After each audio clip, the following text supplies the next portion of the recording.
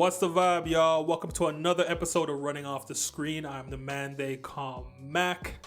Now, Summer League is right around the corner for the Toronto Raptors, and I figured I would just give you guys some insight on the players who most of us fans may not be familiar with.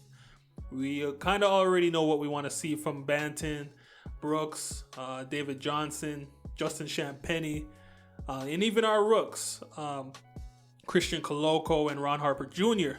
But I think it would be fun to give you guys a little bit of a background for the players that weren't a part of our program last season and guys who maybe you may see on the 905 squad down the road. And the first name on this list is Alex Barcello. He's a 6'2 guard out of BYU. He's a prolific three-point shooter. Now, last 3 seasons in college, he shot 48.6 from 3 on 3 attempts, 47.7 on 4 attempts, and then 42.1 on 6 attempts, which averages out to about 45.2 from 3 during his time at BYU. Now, he has a decent touch around the rim. He has good awareness and finding open shots around the perimeter. And he plays with a ton of confidence. He has shown great leadership among his teammates as well. And he made all-conference first team. Now, he began his career at Arizona, but after 2 seasons of little to no opportunity, he transferred to BYU, and he spent those 3 seasons there, starting every game he played. Now, he led his conference in three-pointers made. He was 4th in free throws made. He was 1st in offensive win shares, and he was 4th in box plus minus. Now, next up is Jeff Dowtin. Now, he's a 6'3 guard out of Rhode Island, but he played in the G League this past season, and he's developing into a nice all-around offensive guard. Now, in the G League, he averaged 21 points, 4 rebounds, and 6.6 assists. And if you want to break down how his game goes, he likes to score off the dribble. He attacks the basket pretty good, and he loves to use this step back 3 move where he kind of lulls the defenders to sleep and just does a quick step back and drains the shot. And as far as 3-point shot, he shot 43% from 3 in the G League last season. Teams have had their eye on him as he appeared in regular season games with the Bucks, the Warriors, and the Magic last season.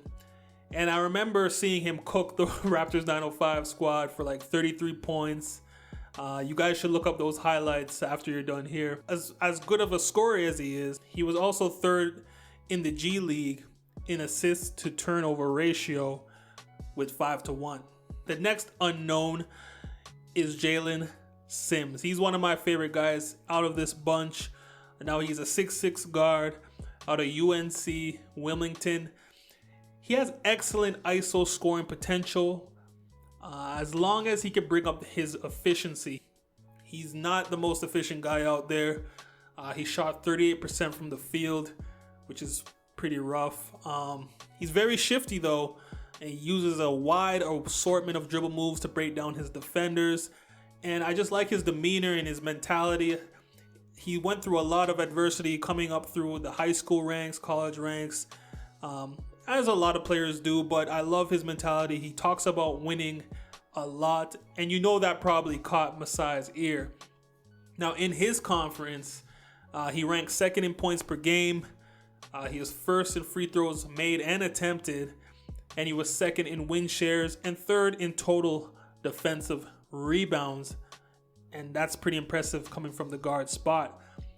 And the next guard on our list here is Christian Vital. Now, he's 6'2 guard. He went to college in Connecticut, but he has some time in the G League and in the CEBL, but I'll talk more about that in a minute. Now, he had a free agent workout with the Raptors, so that must have gone well for them to get him another look on this roster.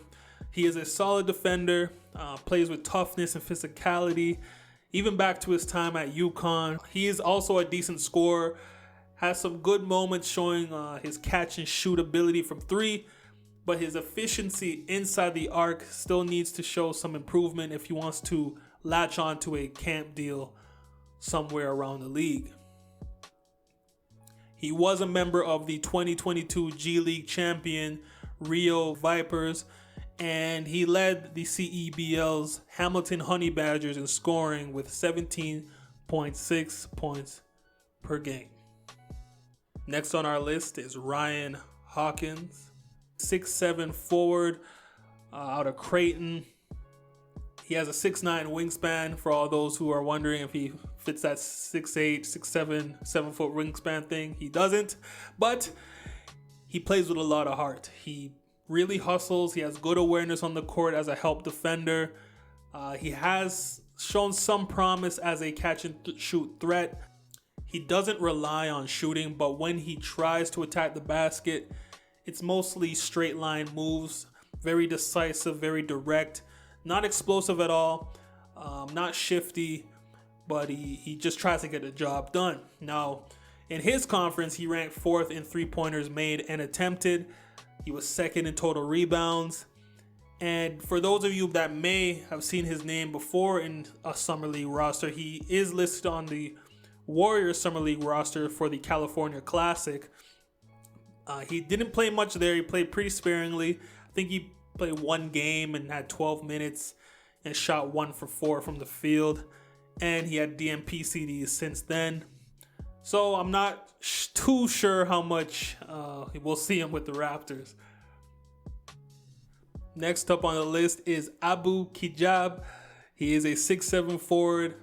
He out of Boise State. He is a Canadian kid. He had 3 productive seasons at Boise State after transferring there from Oregon.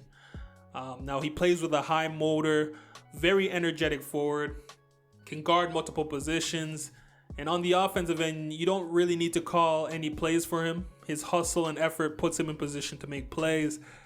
He's not afraid to attack the basket and try to posterize defenders.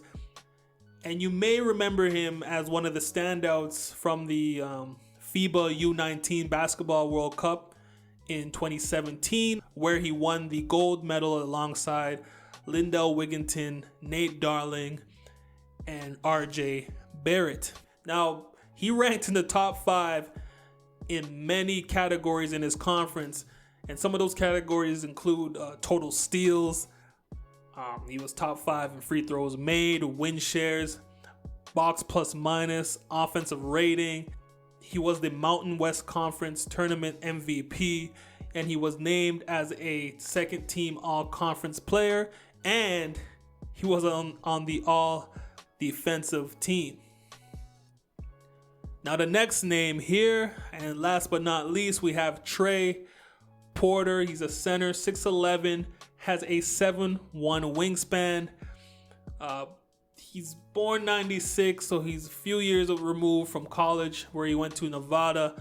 And since college, and even in his college career, he bounced around quite a bit. But I'll get to that in a second. Now, he's very mobile and super athletic. And that's the key traits here. He once had a max vertical measured at 45.5 inches. And he had a 3/4 sprint of 3.11, which would have had him among some of the leaders and most certainly top among bigs in this past draft class. Now, those numbers were from 2018, so you never know how some of these things could change.